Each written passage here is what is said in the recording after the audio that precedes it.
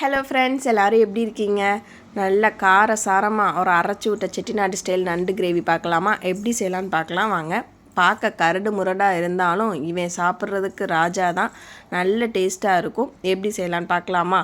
First தேவையான பொருட்கள் எல்லாமே எடுத்து வச்சுக்கோங்க. இதுக்கு ஒரு மசாலா நம்ம ரெடி பண்ணி வச்சுக்க போகிறோம். 6 வரமிளகாய் எடுத்துக்கலாம். 2 ஸ்பூன் சோம்பு எடுத்துக்கோங்க. 2 ஸ்பூன் மிளகு எடுத்துக்கலாம்.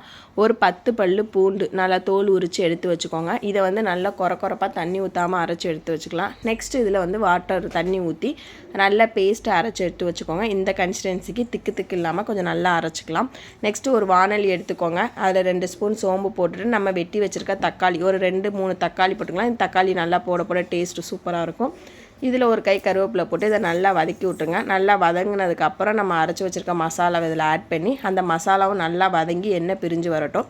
அந்த ஸ்டேஜில் நம்ம க்ளீன் பண்ணி வச்சுருக்க நண்டை ஆட் பண்ணிடலாம். ஆட் பண்ணி நல்லா கொதிக்க விட்டுருங்க. நல்லா கொதிக்க விட்டு நண்டு வேக விட்டுட்டும் ஒரு தாளம் போட்டு மூடி வச்சிடலாம். இப்போ நம்ம இதுக்கு ஒரு தேங்காய் பேஸ்ட்டை அரைச்சி ஊற்ற போகிறோம். தேங்காய் உடச்சிட்டு இந்த மாதிரி தேங்காய் எடுக்க ட்ரை பண்ணி பாருங்கள். ரொம்ப ஈஸியாக இருக்கும். ஒரு கரண்டி எடுத்துகிட்டு அதை நல்லா தேங்காயில் டீப்பாக குத்திட்டு இந்த மாதிரி எடுத்திங்கன்னா ரொம்ப ஈஸியாக எடுத்துடலாம். தேங்காய் ஒரு ஸ்பூன் சோம்பு போட்டு நல்லா பேஸ்ட்டை அரைச்சி எடுத்துக்கலாம். இப்போ நம்ம நண்டு நல்லா வெந்திருக்கும்.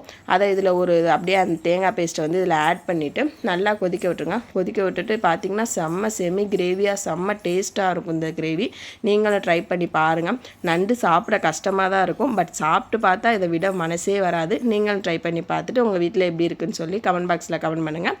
நெக்ஸ்ட் வீடியோவில் பார்க்கலாம். பாய்.